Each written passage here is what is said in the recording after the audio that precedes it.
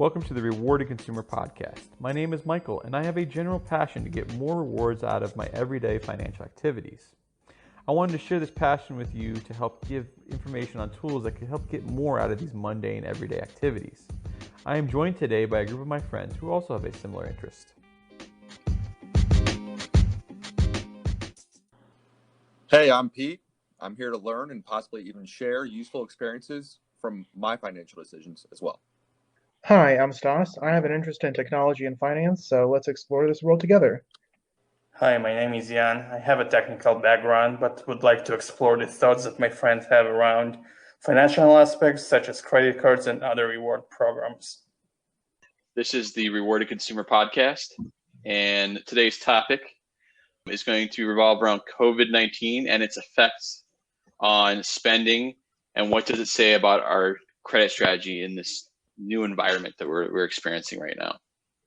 So first of all, we have to ask ourselves, what are we spending on? Like, what would you guys say you spend the most on right now? Mainly food, mortgage or rent for some people, and I don't know. I can't really think of many other necessities that I'm really going for right now. Yeah, I guess in terms of variable cost, pretty much just food. Can't really do much else anyway.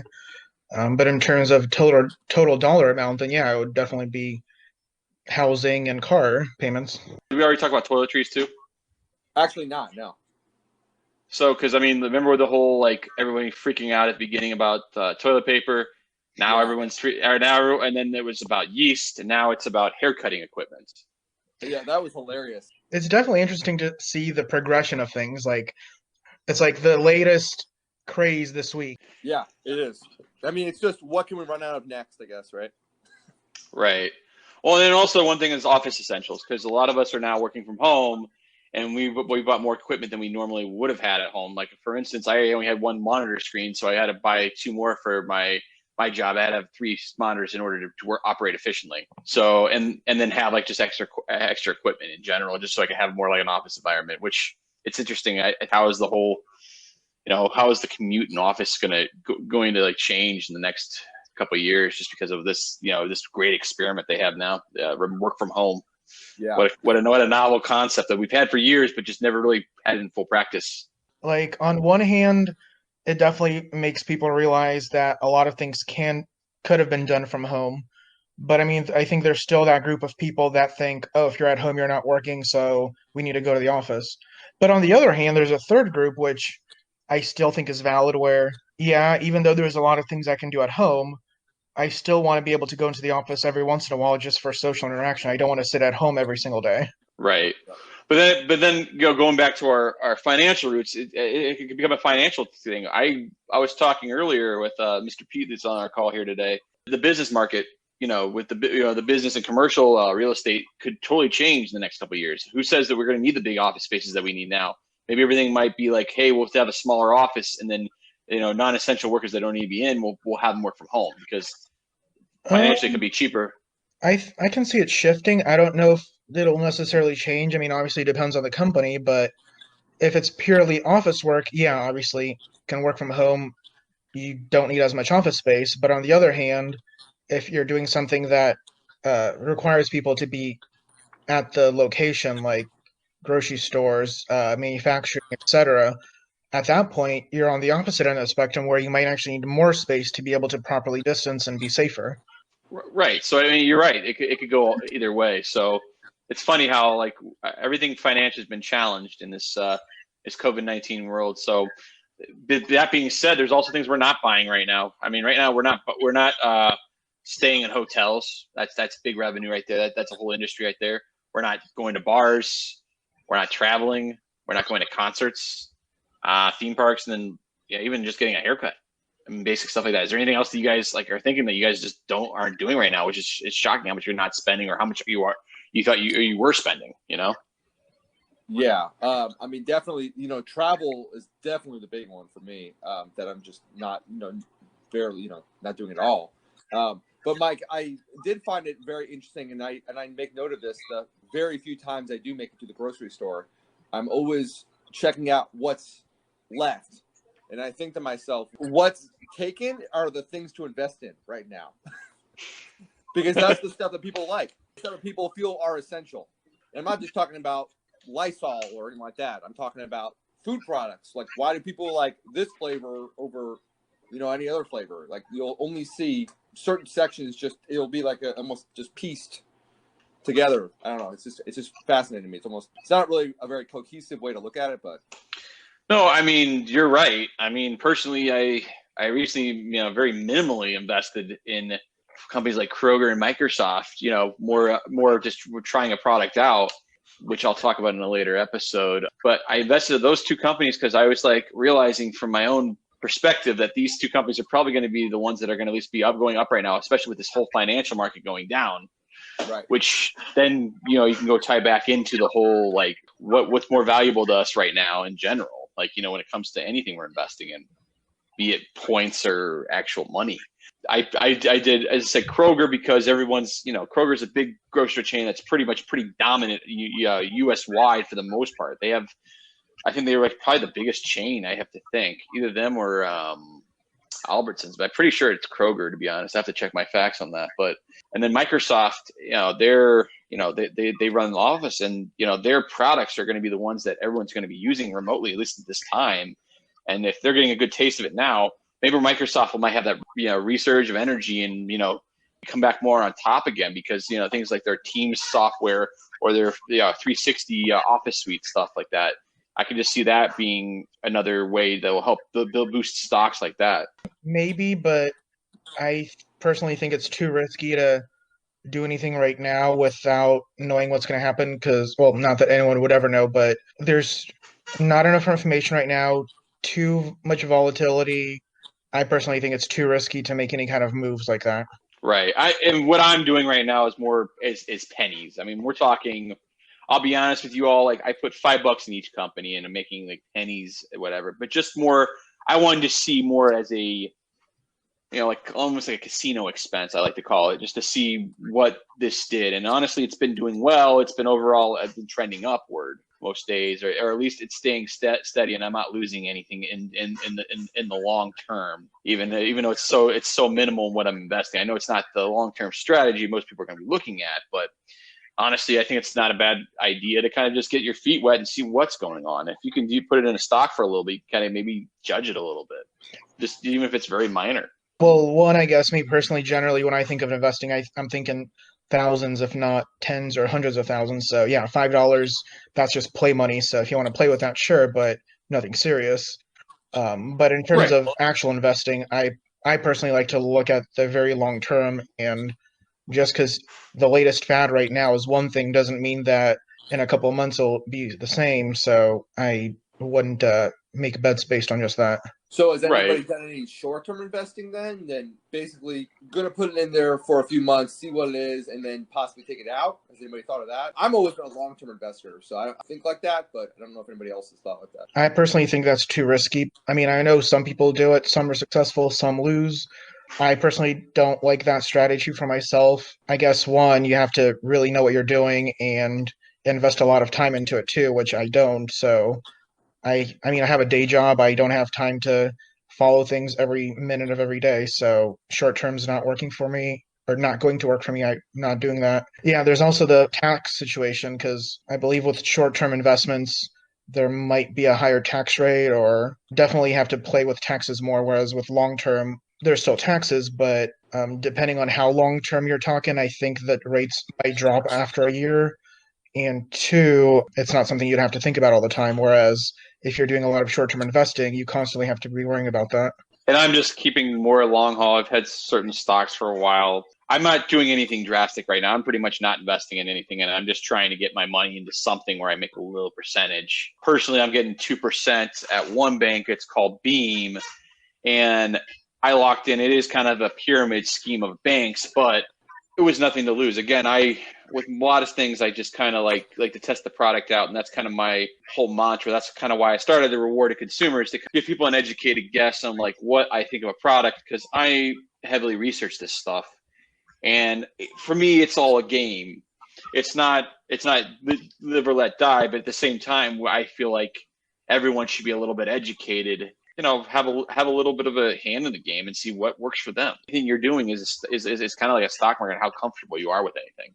Even when you're talking about a bank, there's, it's still volatility, but it's all about what kind of risk you want to take or what are you willing to give up. But that going in, I'm going to transition into the topic at hand with credit card strategy. Basically, with this COVID-19, we are now maybe having to rethink maybe what credit cards or what point systems we're going to probably be using. What's more valuable? That's my question. I've gone back and forth, and I think this topic becomes more relevant now because with many credit cards, they have certain categories that are more valuable in a certain spending versus others. And especially with us not traveling right now, does that hinder what our potential would be making if we would have gone to something that maybe we did more with a grocery store or did takeout, I don't know how you guys feel about that, but I think it's something to be discussed. I mean, it's also about points in general. Like, do we want points or do we want just cash? What's more valuable? So I think the first question about what's more valuable and what do you want, points or cash, heavily depends on your own personal financial situation and job situation, in that I know a lot of people have lost their job during this COVID situation, and for those people, food on the table today might be worth more than points tomorrow. So if you're in that type of situation, that answer might be a lot different than if you're in a job that is easily transitioned to work at home and your financial situation is the same as it was before, in which case it might not even matter to you. Yeah, that's a good point, Stas. And, I guess I want to piggyback on that a little bit.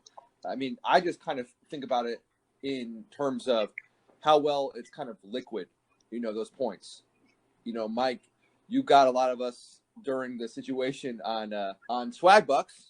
And, you told us about the fact that if we get a certain amount, we can convert that into a PayPal gift card, which is, very liquid, basically, at that point. At that point, that's just considered cash. So if I'm thinking points, I mean, yeah, I know that's very literal because you earn points that way. But if you guys are also talking just generally credit card points, same goes. I mean, currently I use Chase and I get points on that through various purchases. It's always at least 1% cash back, but it really is a point system, and you end up being able to buy gift cards or just literal cash with those points. So I kind of just look at how liquid it really is. The other thing I was going to say is, in terms of, like, for example, the travel cards, right now a lot of travel is shut down, but a little bit about this, I guess, depends on what your feelings are about the future. Like, if you think this will be long term, then yeah, it might not be worth it anymore.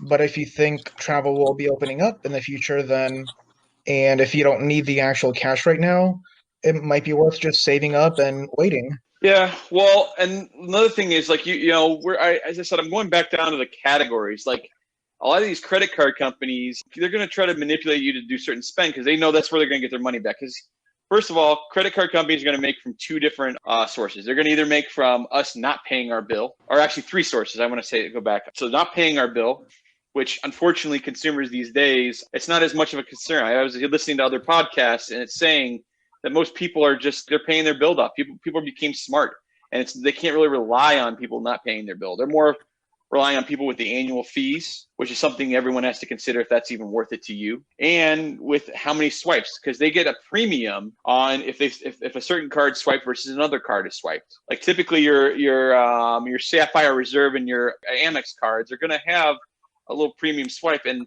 honestly, there are some consumer groups right now that are like trying to rally the government to, let them be able to like charge more, or charge more for those particular using those particular products, because they get charged a little bit more for that product versus using the basic like Freedom card from Chase, just to use an example.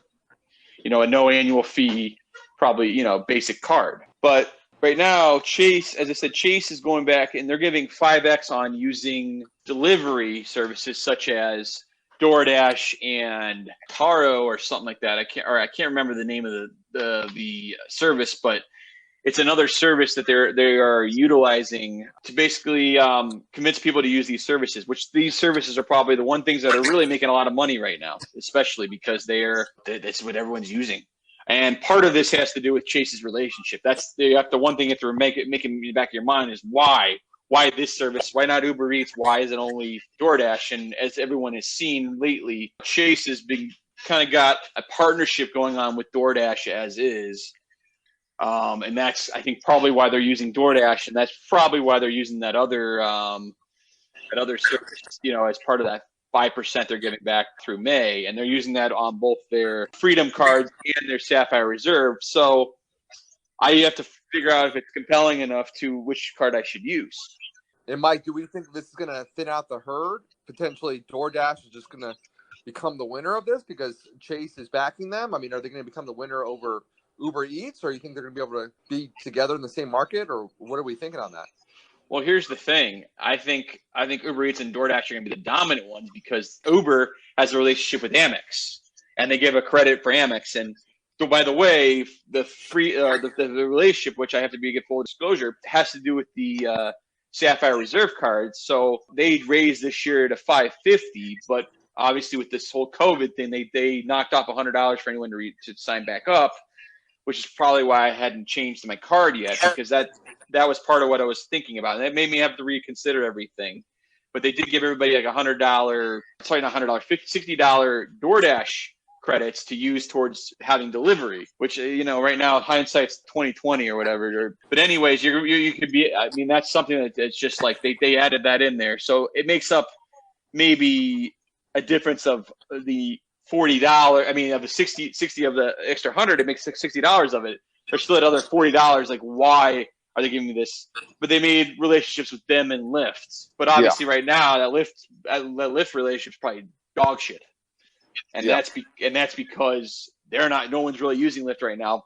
I mean, no one's going to be using. I mean, they own the bike share program here in Chicago. They own Motivate, which owns like a lot of different bike share programs. But that right now is not going to be lucrative to anybody because nobody's doing bike shares because nobody wants to touch anything with the public. Anything that the public's touching right now. Well, and Mike, that brings up a good point too about, I believe it was Uber just reported losing $2.9 billion on their scooters. So Right. I think they're selling them. I think they sold them to Lyft or Lime. I think they sold them to Lime. I'm not 100% sure about that, but Lyft already had their own set of scooters, so I'm pretty sure Lime makes a lot of sense, actually. I'll have to take a look at more information in that. But that goes back to the topic, what's more valuable to you? And it doesn't make a difference. What we have to consider before we go into the discussion is these couple ideas is like, what's the best strategy for you? Because, I mean, right now, we're not able to even travel, so is travel valuable to me? Because it's more about futures. You're planning on the future thing, and who knows what travel is going to look like. Then cash back, maybe you might not get the same rate of return, but is it more valuable to you? And the next question, Mike, is not only what will travel look like, but the companies that do stay afloat, right? There could be a few or many airlines go out of business because of this thing. We don't really know. Are we going to be all clamoring and for fewer spots? What's going to happen? I heard that the flights are a lot less crowded, obviously. People are spread around the plane. They're charging more for tickets, so I'm not sure how it's going to look in the long run. I think that some airlines also are going to declare bankruptcy eventually because they're definitely running out of business. I mean, they don't really get access to a lot of those small business loans that the government's talking about. I mean, are they going to be having big business loans? We don't really know much about what the future holds on that right now. So it's kind of we're in a way in a holding pattern, to use kind of like almost airplane terminology. I think as long as we can get past this pandemic, and if travel bounces back up, then I'm sure they have access to business loans and investors. But on the other hand, if travel goes down and not as many people want to fly, then what are they going to do? Just fly empty planes? I mean, I think the other thing you have to ask yourself, going back to the whole business aspect and like how things have changed for us, I bet a lot of companies now are going to say, hey, I'm not going to spend that money to go have an in-person meeting if I don't have to. I mean, they're making it work right now. So I don't think every meeting is going to have to be in person. I mean, this whole us seeing each other face to face is giving that can almost give that same effect. I mean, at least when we're forced to do that. I don't think it's not probably exactly the same, but who says that we have to have everything be exactly the same for every relationship? I mean, our relationships in business or in anything could change. Honestly, personally, I feel like my relationships with my friends have gotten a lot better. I think we're actually more focused on each other and spending more time. I mean, that's why we're making this podcast together as part of it, I think, for both.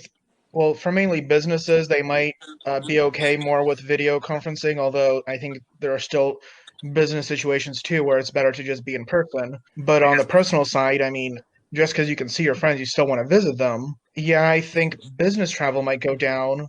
I don't know about the personal side, but the airlines might have to rethink their strategy in terms of who they're advertising to. Like in the past, I think they depended more on the business travel and the personal travel was just a little side benefit, whereas maybe they'll have to depend more on the personal stuff. Are we going to be paying more for airfares? Because those business travelers subsidize everybody in the back of the plane a lot of times Right. here. So you have to rethink everything. I mean, I think we're still going to have a big business presence, and I think people are not going to give it up. But it also depends on, I guess, who you're talking about. If you're talking about the recent hire that in the past has been sent all over the place, yeah, the manager might say, why am I wasting all this money when you can do video conferencing? But if it's the manager or higher up, they might say, well, hey, I'm going to authorize myself to travel, of course, because I want to travel. Yeah. As somebody who works in healthcare IT, our business strategy completely changed.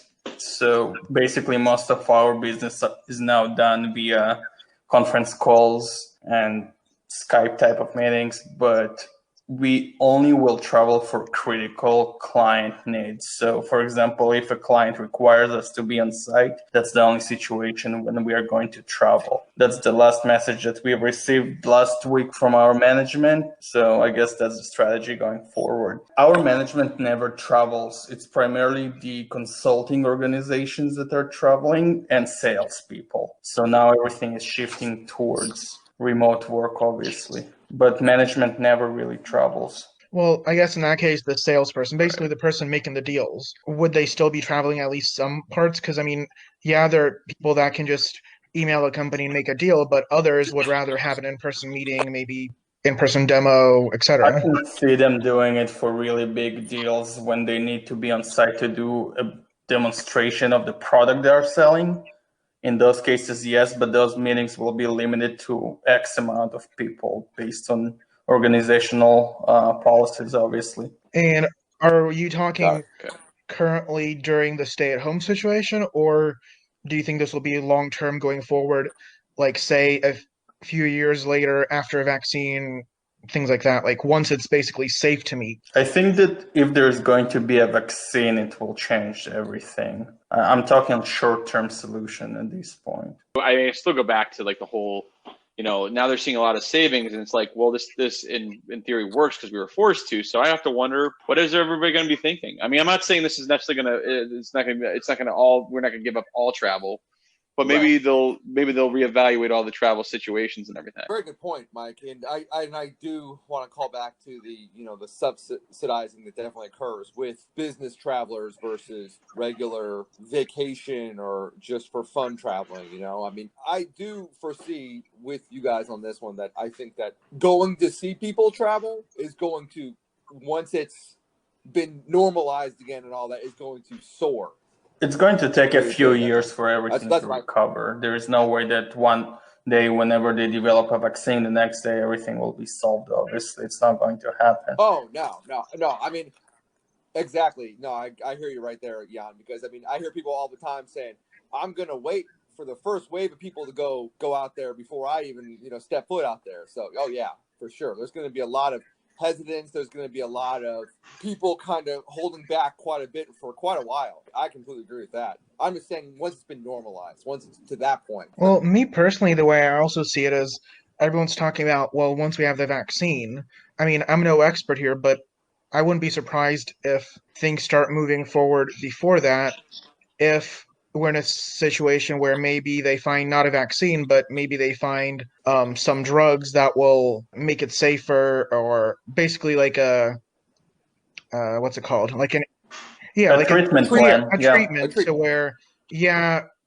there's no vaccine, but if you get it, you just take these pills and you'll be fine. In which case, maybe it'll still be safe, and then maybe not everyone, but maybe things will start normalizing at that point. Yeah, it is going to be really weird. I mean, we're just seeing the very beginning of it right now, so it's really hard to gauge it. But I agree. I think that a treatment along the lines of just like a regular, almost over-the-counter treatment eventually, right?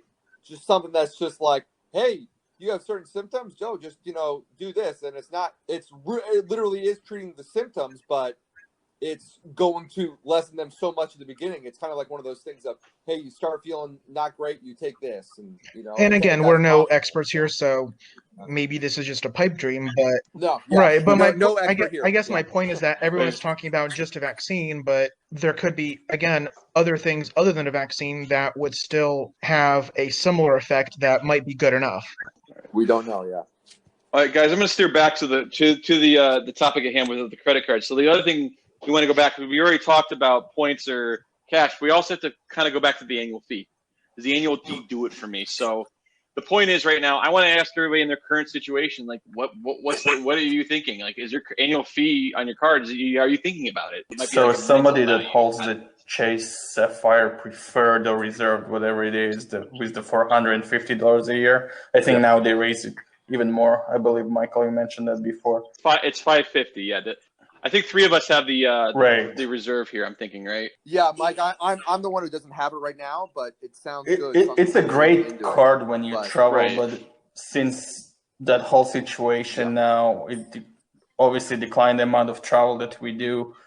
I don't think that this card worth it anymore, to be honest. I don't know. I don't spend as much money as I used to. Therefore, the rewards are a lot less. But obviously, we don't lose those points. But the annual fee, that's what kind of I'm concerned about at this point. I don't want to pay that much money and not get all the benefits out of that card. And Jan, I mean, yeah, I don't currently have any cards which I have an annual fee for, although I'm looking into one. But Mike, I definitely want to hear some ideas on maybe some other annual fee cards that are less travel based, but maybe have more of a focus on just essential items. I mean, do those exist? Those kinds of cards?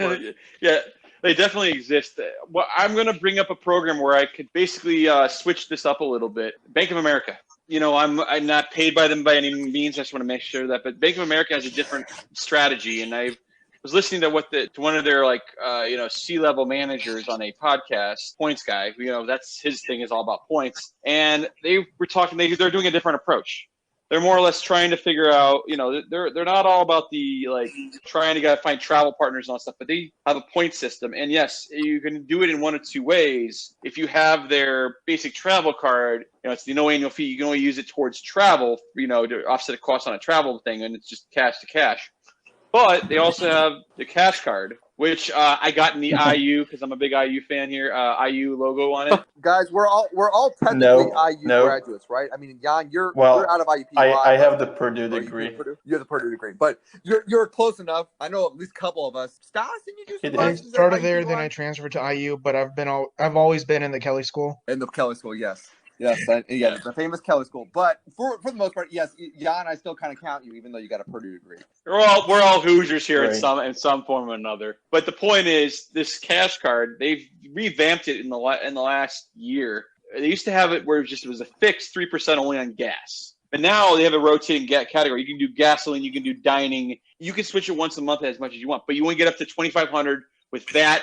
And it's 2% that you get at the grocery store at all times too. But it's combined $2,500 a quarter you can use up to it at that point, or otherwise it's 1%. So there's a little more thinking involved, and then everything else is 1% regardless. That's another strategy. Now it gets a little more complicated. They kind of reward the people for utilizing multiple products because they want you in their baking biosphere, just like Chase does too. But Chase doesn't do as good of a job, I personally think, of rewarding you for being also a Chase checking customer or something like that. Bank of America has their preferred rewards program, which they give you, even just for having a checking account, I think they give you a 10% bonus on anything you'd spend. So you do, your 3% times 1.1% or 1.1 times, and that's what you end up getting because you're going to get that bonus on it. So, and their top tier, let's say if you do over $100,000 and you're able to put that in there, and that could be, the nice thing about that is it doesn't have to be just in the bank. It could be in a CD. It could be, and that could be at Bank of America, or it could be at Merrill Lynch, which is also part of them.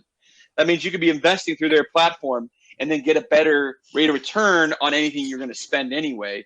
So in theory, let's just say I had their top tier status. I can get 0.7 times booster on anything I would get. So let's say I go, right now I select dining, okay? Which is probably the thing I'm going to probably do the most of in that 3% category. Or, my buddy Stas here, he does a lot of online shopping. Maybe that's better for him. Point is, this 3% times 1.75 times equals 5.25% in possibilities, but that's in cash. Yes, we can go back to the whole Chase thing where the Sapphire Reserve has a very compelling bonus if you spend your points with them, because you get 3% on dining, but you only get 0.5% booster if you redeem it on their rewards. So in essence, let's say it's $500, that's $875 worth it, and that's with no annual fee. I mean, but then there's the opportunity cost that I have to put at least $100,000 over at Bank of America, and I'm investing in one place. But that also could be, you can buy CDs from them or buy certain things. So you're still using their market platform. You can buy CDs from other banks through their platform. So it's something to consider. Right now, nothing is great to be putting into right now, and I don't know what the best answer is. I'm not good at that kind of advice right now. More or less, I'm looking at just like what my investment is in my casino expense. My casino is my points game. It's a game to me. And if I can get better benefits out of it, great. But as long as I'm not costing myself more money than what I'm getting benefit out of, that's kind of it's the strategy for all of this. Is to make sure that whatever I am spending to get to these access of these products, I'm getting more of a benefit out of it than paying for it. That being said, if you get cash, you can respend the cash again on a credit card and get more points back again. Instead of when you use it on travel, you don't get it back. You don't get any extra back, because if you're using cash, you put it back in your bank account, spend it again, spend the same amount on the credit card, and then you get another benefit coming back. I don't know if it matters as much because, if you get like a free hotel night, you're not getting cash, but you're not paying for that hotel night. So that cash you had in your account that you would have paid for it, you still have, and you can spend it again. It's a good point, but also that cash you can make interest on, and then if you're spending it again, you're going to get credit card points on it. I still think it kind of goes back to what I was saying earlier. It depends what your financial situation is. For someone that may have lost their job and need the money right now, that's obviously going to be more important.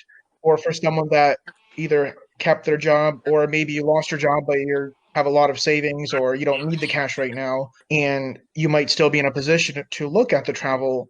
Everyone is different, and in that case, it depends on what you think the future is going to be.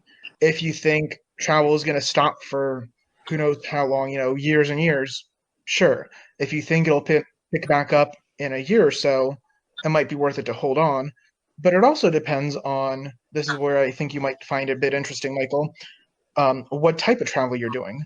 Like in the past, I've done travel with airline and then maybe get an Airbnb wherever I go. Nowadays, I'm thinking maybe I'll do some more traveling in terms of a road trip, and instead of Airbnb, use a hotel, which might be more safer in terms of they have a cleaning staff, whereas who knows what's happening with Airbnb and do you trust them? So at that point, you're still using travel points on hotels, and that might be something that I might be using in the next year or so versus having to wait, I don't know how long, for an airline to pick back up. Well, and it's like the other benefit you can do is like my wife and I both have the Hilton card. I mean, we're having her name, so she has a status, but we pay $450 a year, and I'm not I'm not a diehard Hilton person, but their brand is great. I mean, I think they have a pretty good product. But this card itself is just compelling enough to keep in my wallet because there's a couple things that it holds in there. First of all, I get diamond status, which I've never heard of any hotel company. I hope it doesn't go away, but giving their top tier status just by having one of their top tier cards, which can be worth it. I mean, you get free breakfast or upgrades and all that junk, and then like just extra points, which then it becomes more worthwhile.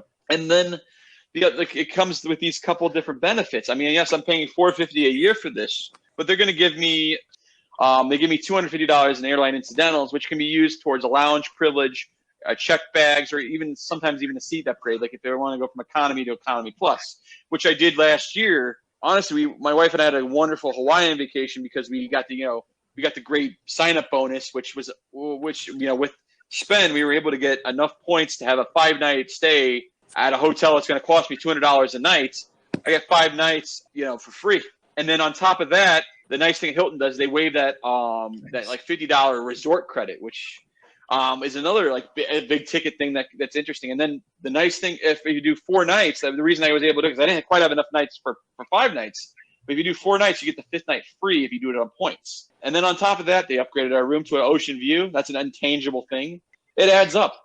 On top of that, they give me a free night every year that can be used on the weekend. Last year we used it in Toronto, on July 5th, which would have been one of the most expensive nights. And it was the middle of downtown, and we got a wonderful view of the city, which is an intangible price, but it's something that's really kind of cool. It was like it would have been $250 minimum, and that's not including taxes and everything. But I don't have to pay taxes because I'm doing it on a rewards night. And then finally, they're going to give me a $250 in incidentals at Hilton, which can be used on food. Since our card renewed in November, we ended up using it at the hotel for a Hawaiian vacation, and we got $250 free of that. But the year before that, because our renewal date was November, the year before that when we did it on a night in Niagara Falls on our whole part of our Toronto trip, and it paid for a majority. I think we may have paid like $50 total, and that's with parking for Niagara Falls on July 4th, which was one of the most expensive nights to stay at a DoubleTree. So it's all about what's worth, how much value you have out of it. It's not a bad proposition. Plus, you're going to get the Amex, which I didn't have before. So I get a couple nice benefits. Like we bought a bag from eBags, and we got like another $20 back because they had like a special thing only that Hilton had. Or like we did a bachelor party in DC for our buddy Stas here, who's actually on the podcast.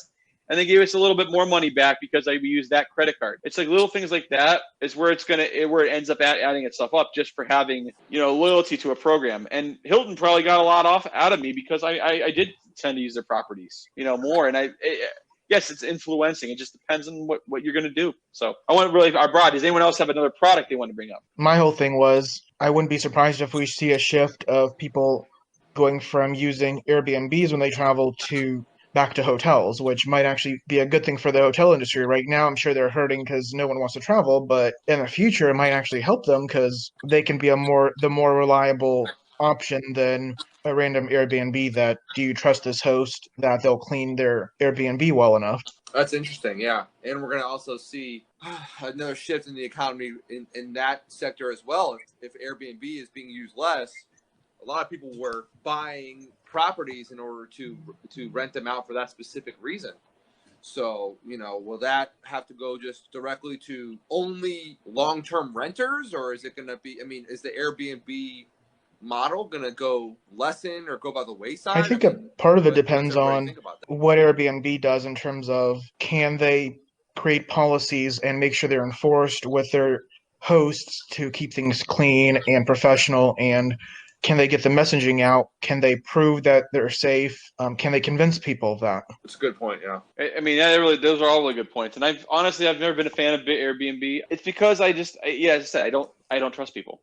I don't trust people, and at least with the hotel, they kind of have to have a certain standard that is expected of a hotel. No hotel is perfect. You can get a cheap flea bag motel anywhere and still have the same problem. You might have a better Airbnb property for the same price. It's all about, a company being able to certify because it's an asset they own. That comes down to it. And it's like, then it goes back to the whole thing, like, what do you value more? And I think that's where right now you're seeing like you value a hotel more. So that's probably where the travel thing comes, maybe instead of maybe cash. It just depends on the situation. Another thing I would want to say just to listeners out there, I would never depend on like a rewards program to be income. I think it should always be passive. It always should be passive. I don't think I would ever do that because I think one thing a lot of people can get into is they'll like, oh, I'm just going to spend to get that percentage back, but do I really need to spend that is the question. And that's where I think lately my mind has changed. This is all based on, can you afford it? Because you don't want to be in a situation where you're thinking, oh, I'm going to get all these points, I'll spend a lot, but then there's that 1 month you can't afford to pay even like the minimum balance, or maybe you just do the minimum and then you have to pay interest on that credit card, and then all of a sudden you just wasted all the money that you could have gained in just paying interest. Right. So it brings back the conversation that Michael brought up earlier, whether the expense on the card worth the benefit out of it. So that's what people will have to decide. Yeah. Well, that's where you have to figure out if the annual, why are we spending an annual fee? And I used to be a big proponent of no annual fee. Partly influenced by my wife, I'll be honest, but honestly, her and I switched our mind once we got like some other products, like especially Bank of America, our first product where we were spending like $100, but we saw the benefit because they gave us $100 incidentals. It was like my gateway into the freedom. Into the Sapphire Reserve as I said, you have to get their gateway in there. You're not going to go right up to the 450 card. I think you have to kind of like play around with it a little bit and see what makes the most sense for you. And I saw, okay, I get $100 in incidentals and I'm going to pay 95, and I get access to having unlimited, at least 2% on dining, and that I get in cash on anything. But but it all goes back to where you invested, where everything. There's a whole bigger picture, and that's something that, with these podcasts I want to accomplish, is kind of like having people think like, what is important to me, and like, what's my best strategy? Because I think everything is different for everybody. It has to do with financial positions. You're right, as Stas said, it's what you can afford right now. I just want everyone to look at this credit card as an opportunity to maybe give yourself a little bit more reward for stuff you're going to do anyway. That's literally my whole mantra behind starting the Rewarded Consumers, to kind of give everybody an opportunity to succeed in this space. But it's not all about the points. Like, I want to differentiate myself from like the points guy. It's about everything, all aspects, and how you can use little things that you're going to do anyway to just make yourself a little bit better. I'm sorry, I got cut off there. But just make your stuff a little bit better for you, make it a little sweeter, because life's about the moments and what we share. And if you can if you can make things a little better for yourself, or however you measure it, that's what it's all about. I mean, right now, I think we're all kind of realizing life's all about the little moments and just getting to spend time with people. It's not about the things, or it could be about the things. It just depends on what you value. Thing that it brings up is, if you decide to change credit cards, obviously it's going to impact your credit score. So I've never done that before. I kept all my credit cards since the first one I've ever signed up for. But how negatively does it impact you if, for example, you try to cancel a credit card that you actually have a big amount of spending on, for example? How negatively will it impact your credit score, and does it even worth it just jumping around between the credit cards? Well, it has to do with your credit ratio, basically how much credit you have to how much you actually spend. It's the percentage. So that being said, you should never go to your credit limit on any card, because it's going to always negatively impact your credit score, because they want to see you as a reliable person. If you're always maxing it out, that means there's something could be wrong. It doesn't always, that's not always the case. Maybe someone just uses that card exclusively, and maybe they should reevaluate their spend. But, they have to have some kind of measurement on how they judge people. I've only closed one credit card in my life, and that was a secondary freedom card, which was ironic, because the reason I even got that secondary freedom card is because Chase wouldn't give me a reasonable credit limit. So we ended up actually adding a new one, and it's funny, because I went from having, I think, maybe $1,500 or $2,000 to over $7,000 when I opened a second card. From what I understand, part of it is also credit history, in terms of if it's a card that you just opened last year, it'll probably be less of a bad impact on you than if you closed your very first card. That might be a bigger negative effect. Even though the credit limit is lower on my original card and a lot higher on my newer card. So I don't know the details about that, but is it okay to plug products here? Why not? Or we just tell, if you're going to plug a product, just tell the consumers that you're not getting paid or anything. Yeah, this is our first podcast. I'm not getting paid shit from anything. Probably should edit that out. But having said that, if we'll be thinking about that. I use creditkarma.com, I believe it was. Probably Google that. I forget how to spell it, with a C or a K. They play with that. I think it's with a K. Yeah, it's a way to monitor your credit score. And within that, on their website, if you sign up, they actually have, they're not perfect, but little calculators where you can play around with it and say and basically see well, what happens if I close this credit card? How will that impact my score?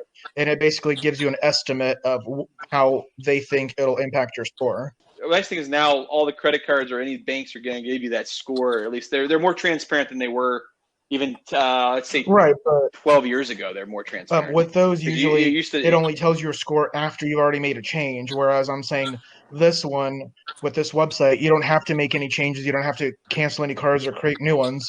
It's more of a what-if scenario, and it lets you play around with these scenarios. Yeah, no, that's a good point. So the other thing about this whole discussion, we were talking about how will this impact my credit score? What a lot of people don't realize, I think, is the question is, does it matter? Unless you're planning on doing something like getting a mortgage or getting some type of loan, would it matter to you? Like if you're planning to do that within a few months, yes, it might matter. You don't want to lower your score. But if you don't plan on making any big financial decisions within the next year or so, doesn't Right, make it it doesn't matter. matter. Well, another thing you have to keep in mind is but everyone calls to the 524 rule, the Chase famous 524 rule, which I think, which what this means is you can't have opened 5 credit cards with any organization within the 24 months, but because Chase will deny you from getting another credit card because of that. It's like a way just to kind of protect themselves from getting like too many people making too many inquiries about, because Chase has so many products. They have airlines, they got hotels, they even got Disney. They also have their basic, their basic premium rewards card. I mean, I go on for hours about what Chase has. And I mean, honestly, there are so many good products out there. I think you have to ask yourself what is important to you and what is going to be the best right now. Personally, you have to kind of treat it like a game and spend some time on it. I say spend 5 minutes a day looking at this stuff and always just seeing if there's anything better. That's what I'm always looking at, is seeing what's the next best thing. And that's kind of what I'm here for with the rewarded consumer. I know I'm plugging my own website here, but the whole point is I want to give people the opportunity to give them a little bit more information about what is out there, what is going to make them happy, and I think everybody needs to figure that out for themselves, but with a little guidance, they can do a little better. Because in reality, most of the stuff has to do with just about what's being marketed to us or what access to information. Basically, everything. I think you say everything in life has to do with access to information. It's a gamble, but it's a gamble. Sometimes, a lot of times, this stuff is you can wage yourself against the house and make it worth your while. And that's what the banks don't want you to do. But hopefully we'll do stuff like that. I mean, it's not that we're going to hurt them. They're still making money off of us, because every time we charge our credit card, it gives them a little bit more. They're just not getting as much as they want. But as I said, I have nothing against the banks. I think the banks are great. They make it so we can live a little bit more of an enriched life by having that a little extra and give you that little twitch of adrenaline. At least that's what I find out of it, of just getting a good deal. Like last night, I ordered takeout.